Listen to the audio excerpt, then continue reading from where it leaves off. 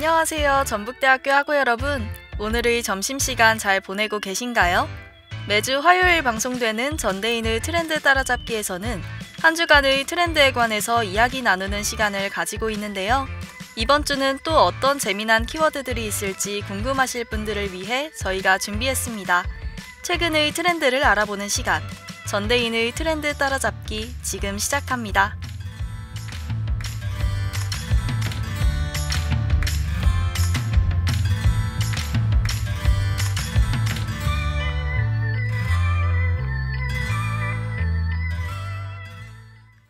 오늘 전대인의 트렌드 따라잡기에서는 특별히 방학 동안 어떤 키워드가 핫했는지 알아보며 맞아, 이런 게 핫했었지? 사람들이 이런 주제를 많이 검색했었구나 같은 생각을 하며 이야기 나눠보겠습니다. 오늘 알아볼 첫 번째 키워드는 8월 8일 4위에 잡힌 류현진 선수입니다. 류현진 선수에 대해서는 여러분도 잘 아실 것 같은데요. 2006년 전체 2위로 프로에 데뷔한 류현진 선수는 프로 데뷔 첫 해 평균 자책점, 다승, 탈삼진 부분에서 1위를 차지하며 트리플 크라운을 달성한 한국 야구의 살아있는 전설입니다. 메이저리그가 개막한 지 5개월 정도 지난 지금 류현진 선수가 왜 인기 검색어에 올랐을까요? 그럼 노래 한 곡 듣고 와서 마저 알아볼게요. 2019년에 방영되어 최고 시청률 19.1%를 달성한 만큼 많은 인기를 끌었던 야구 드라마 스토브리그의 OST인 이원석의 큐사인 듣고 올게요. 네, 노래 듣고 왔습니다. 8월 8일 화요일 키워드 4위는 류현진 선수였습니다. 학우 여러분은 이 키워드가 많이 검색된 이유가 무엇이라고 생각하시나요?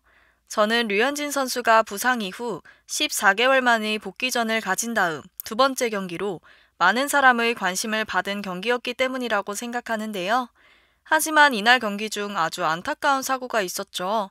류현진 선수가 타구에 무릎을 맞으며 부상을 당했는데요. 그 부상으로 14개월 만에 화려하게 복귀한 류현진 선수는 4회 투구를 끝으로 마운드에서 내려오게 되었습니다. 더 아쉬운 점은 4회 동안 안타를 단 한 번도 맞지 않은 노히트를 기록하고 있었다는 것인데요. 이후 기사에 따르면 다행히 엑스레이 검사상 문제는 없다고 합니다. 정말 다행이죠. 몸을 회복하고 다시 마운드에 올라온 류현진 선수는 8월 14일 444일 만의 첫 승을 따냈고 바로 다음 등판 경기였던 21일에 2승을 챙기며 호투를 이어나가고 있습니다. 한편 2019년 류현진 선수는 현재 구단인 토론토 블루제이스와 4년의 기간 동안 $8천만, 한화로 약 1,000억이 넘는 계약을 맺었는데요. 하지만 부상 등의 이유로 많은 활약을 보여주지는 못했습니다. 벌써 36살의 나이로 선수 생활의 황혼기에 접어든 류현진 선수, 얼마 더 볼 수 없을 것이란 생각이 들어 아쉽지만 남은 류현진 선수의 활약을 응원하겠습니다. 영화 머니볼의 OST였던 랭카의 더쇼 듣고 올게요. 두 번째 키워드는 지난 8월 9일 1위를 차지했던 콘크리트 유토피아입니다. 8월 9일에 개봉한 콘크리트 유토피아는 첫날 23만 명의 관객을 동원하면서 기존 1위였던 밀수를 제치고 박스오피스 1위를 차지했는데요. 개봉 전 토론토 국제영화제에 초청받는 등 올 하반기 기대작으로 꼽혔습니다. 웹툰 유쾌한 왕따를 원작으로 대지진 이후의 대한민국을 그린 포스트 아포칼립스물인데요. 여기에 이병헌, 박서준, 박보영이 주연을 맡으며 대중들의 시선을 사로잡았는데요. 특히 배우 박보영은 이 작품으로 2018년 너의 결혼식 이후 5년 만에 스크린에 복귀했습니다. 오랜만에 보는 박보영 배우의 열연이 정말 기대되는데요. 출연하는 작품마다 좋은 연기력을 선보이는 이병헌 배우는 이번 영화에서 극중 캐릭터를 최대한 비슷하게 묘사하기 위해 성게머리와 M자 탈모 스타일까지 시도했다고 합니다. 인터뷰에서는 이 머리 스타일 때문에 팬들이 떠나면 어떡하지? 라는 걱정을 한다고 밝혀 웃음을 자아내기도 했습니다. 콘크리트 유토피아의 줄거리를 간단하게 말해드리면 아파트는 주민의 것. 대지진으로 하루아침에 폐허가 된 서울에서 모든 것이 무너졌지만 단 한 곳, 황궁아파트만은 그대로인데요. 소문을 들은 외부 생존자들이 황궁아파트로 몰려들자 위협을 느끼기 시작하는 입주민들은 주민대표 영탁을 중심으로 외부인의 출입을 철저히 막아선 채 아파트 주민만을 위한 새로운 규칙을 만듭니다. 덕분에 지옥 같은 바깥 세상과 달리 황궁 아파트의 주민들은 더없이 안전하고 평화로운 생활을 보내는데요. 하지만 끝이 없는 생존의 위기 속 입주민들 사이에서도 예상치 못한 갈등이 일어납니다. 그 상황 속에서 수많은 갈등과 위기를 어떻게 극복해 나가는지가 관전 포인트일 것 같은데요. 이번 주 연인이나 가족, 친구들과 이 영화를 관람하는 것도 좋을 것 같습니다. 아, 물론 혼자 봐도 좋고요. 그럼 이쯤에서 방금 소개해드린 작품 콘크리트 유토피아의 주연 배우 박보영이 부른 영화 너의 결혼식 OST 중 내 얘기 좀 들어봐 듣고 올게요. 세 번째 키워드는 지난 8월 7일 1위에 올랐던 토트넘입니다. 토트넘은 영국 프리미어리그의 축구팀인데요. 손흥민 선수가 현재 주장을 맡고 있어서 하구 여러분들도 익숙하실 것 같습니다. 토트넘이 소속된 영국 프리미어리그의 개막은 8월 11일로 키워드 1위 당시에는 아직 개막하지 않았었는데요. 그렇다면 왜 토트넘이 개막하기도 전부터 인기 검색어 1위에 올랐을까요? 그 이유는 바로 토트넘의 해리 케인이 독일의 명문 구단인 바이에른 뮌헨으로 이적했기 때문입니다. 해리 케인은 이번 이적 시장의 뜨거운 감자였는데요. 세계적인 공격수인 만큼 맨체스터 유나이티드와 바이에른 뮌헨, 파리 생제르맹과 같은 최정상 팀들에게 구애받았습니다. 토트넘은 같은 잉글랜드 리그 내의 이적은 절대 안 된다는 뜻을 내비침과 동시에 1년 남은 계약 기간에 비해 너무나 높은 판매 금액을 요구하며 많은 팀이 이적 의사를 철회했는데요. 그중 바이에른 뮌헨만이 이적 의지를 굽히지 않았습니다. 그 이유는 기존의 주전 공격수였던 레반도프스키의 공백을 메꾸지 못했기 때문인데요. 해리 케인은 12년간 토트넘에서 활약하면서 프리미어리그 통산 213골을 달성하며 프리미어리그 역대 2위 기록을 보유하고 있습니다. 이렇게 엄청난 공격력을 가지고 있는 해리 케인은 주전 공격수가 절실히 필요한 바이에른 뮌헨에 아주 적합한 선수였던 것이죠. 하지만 1위인 앨런 시어러의 260골 기록과 얼마 차이 나지 않았기 때문에 충분히 1위도 노려볼 수 있었던 점과 자국인 잉글랜드에 남는 걸 선호한다는 기사가 나왔기 때문에 토트넘에서 한 시즌을 더 보낸 후 자유계약으로 프리미어리그의 B클럽으로 이적할 것이란 예측이 많았습니다.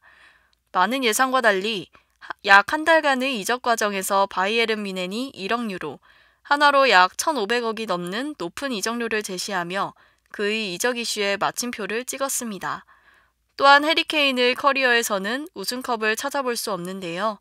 독일 분데스리가의 압도적 강호인 바이에른 뮌헨에서는 트로피를 딸 가능성이 높기 때문에 케인의 커리어를 위해 최선의 선택을 했다는 반응입니다.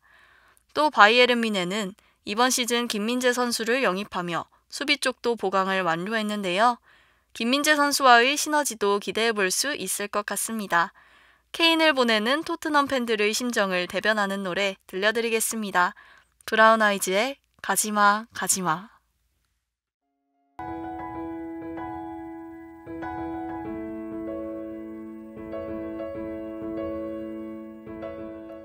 지금은 1시 34분. 현재 여러분은 최근의 핫한 키워드들을 모아서 소개해드리는 전대인 트렌드 따라잡기와 함께하고 계십니다. 그럼 네 번째 키워드 함께 알아보러 가실까요?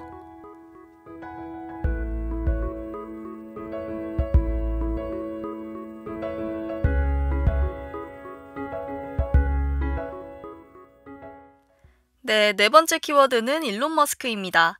8월 13일 4위에 올랐던 키워드인데요. 평소 엉뚱한 행동을 많이 하는 동시에 기발한 아이디어들을 발표해 세상을 놀라게 하는 일론 머스크입니다. 또 어떤 일이 그에게 일어난 것일까요? 바로 트위터와 테슬라 등 많은 사업체의 소유주인 일론 머스크와 메타의 창업주 저커버그가 종합격투기를 통해 물리적 격투를 벌인다는 이야기인데요. 두 사람의 재산을 합치면 400조, 실리콘밸리의 대표적인 사업가들이 주먹다짐을 한다니 뭔가 잘못 들은 건가 싶기도 하네요. 참고로 저커버그는 39살, 일론 머스크는 51살입니다. 먼저 둘의 사적인 감정으로만 이 사건이 일어난 건 아닌데요. 배경을 설명해드리자면 이 싸움은 트위터와 메타, 이 거대한 두 소셜미디어 기업의 경쟁에서부터 시작됩니다. 일론 머스크가 약 63조라는 엄청난 돈으로 트위터를 인수한 후 머스크는 표현의 자유를 표방합니다. 이는 말 그대로 혐오, 차별, 폭력을 포함한 모든 표현에 대한 자유를 의미했고, 이 때문에 트위터에는 혐오성 발언이 급증하게 되는데요. 이에 기존 트위터 사용자들은 앱 이용에 많은 불편함을 토로하기도 했습니다. 이를 파악한 메타는 프로젝트 92를 선보이며 트위터와 아주 유사한 형태의 SNS를 개발하겠다고 발표하는데요. 이런 아슬아슬한 상황에서 일론 머스크는 저커버그를 디스하는 트윗을 여러 번 하게 됩니다. 이 상황을 지켜보던 유저들이 너 저커버그 주짓수 하는 거 알고 있어? 너 그러다 맞는다 와 같은 말로 일론 머스크를 자극하는데요. 이에 일론 머스크는 저커버그만 수락하면 결투를 벌일 수 있다 라는 트윗을 하게 되죠. 이에 저커버그는 send me location, 싸울 위치를 보내라 라는 내용을 인스타그램 스토리에 올리며 둘의 결투가 성사된 것입니다. 이후 둘은 서로의 SNS에 각자 훈련한 사진들을 게시하고 있는데요. 두 기업의 이윤이 걸린 문제이기 때문에 감정이 악화되는 것은 이해하지만 누리꾼들은 한 기업의 수장들이 물리적 싸움을 한다는 것에 안 좋은 시선도 보내고 있습니다. 과연 이 세기의 매치가 성사될 수 있을지 아주 궁금한데요. 그럼 이쯤에서 이한철의 슈퍼스타 듣고 올게요. 오늘 소개해드릴 마지막 키워드는 8월 15일 1위 키워드 오펜하이머입니다.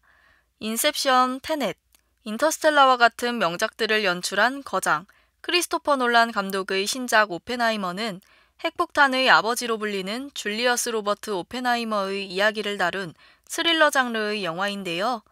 미국에서는 이미 7월 21일에 개봉해서 개봉 4주차에 한화로 약 8,700억의 흥행을 하며 전 세계 청소년 관람 불가 영화 중 7위를 기록했습니다. 한국에서는 광복절인 8월 15일에 개봉했는데요.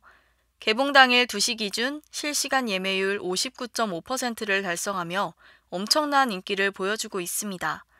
그러나 일본에서는 아직 개봉 날짜를 확정짓지 못했다고 하는데요. 핵폭탄이라는 소재에 반감이 있기 때문일 것이라는 추측이 돌고 있습니다. 또한 미국 기준 7월 21일에 개봉한 오펜하이머와 같은 날 개봉한 바비가 상반된 분위기의 영화임을 비교하는 밈인 바벤하이머 밈이 확산되고 있는데요. 바벤하이머 밈은 SNS에서 오펜하이머와 바비를 엮은 크로스오버 팬아트가 유행한 것을 시작으로 두 영화의 예고편 색감을 서로 뒤바꾸는 것과 같이 영화 간의 대조를 극대화하면서도 자연스럽게 조화시키는 방향으로 흘러가게 되었습니다. 이러한 밈들이 SNS에 퍼지면서 인기가 점차 오르게 되었는데요. 그러나 그 열기가 너무 과도해져 핵폭발을 우스꽝스럽게 표현하기도 했습니다.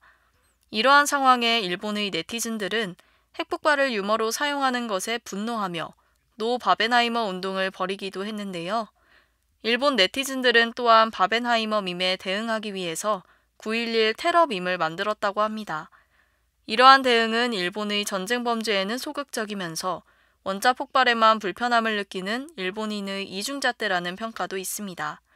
한편 영화 오펜하이머는 미국의 영화 평론 사이트 로튼토마토에서 신선도 93%를 유지하고 있는데요. 전 세계 영화 감독 흥행 순위 8위에 있는 크리스토퍼 놀란 감독의 작품답습니다. 개봉 전부터 많은 이야기로 관심을 끄는 만큼 영화가 어떨지 더욱 궁금해지는데요. 노래 한 곡 듣고 와서 오늘의 방송 마무리하겠습니다. 하하가 부릅니다. 키 작은 꼬마 이야기.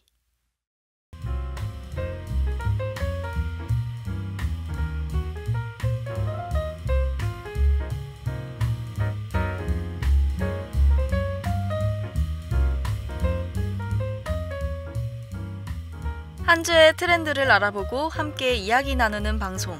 오늘의 전대인의 트렌드 따라잡기는 여기까지입니다. 류현진 선수와 케인의 이적 소식, 그리고 일론 머스크 대 저커버그의 싸움 예고와 영화 오펜하이머까지 방학 동안 이렇게 흥미로운 주제가 많았었는지 저희도 오늘 방송을 준비하며 알게 되었는데요. 세상에서 가장 재밌는 구경은 싸움 구경과 불구경이라는 말이 있듯이 세계적인 중년 대부호들의 다툼 이야기였던 머스크 대 저커버그의 키워드가 개인적으로 가장 기억에 남습니다. 하고 여러분들은 어떤 키워드가 가장 흥미롭고 기억에 남으시나요? 다음 주에는 더 핫하고 재미있는 키워드를 들고 찾아오겠습니다. 다음 주에 만나요. 지금까지 제작과 연출의 이무진, 기술의 이용희, 모니터 하명진, 진행의 저는 배서영이었습니다. 감사합니다.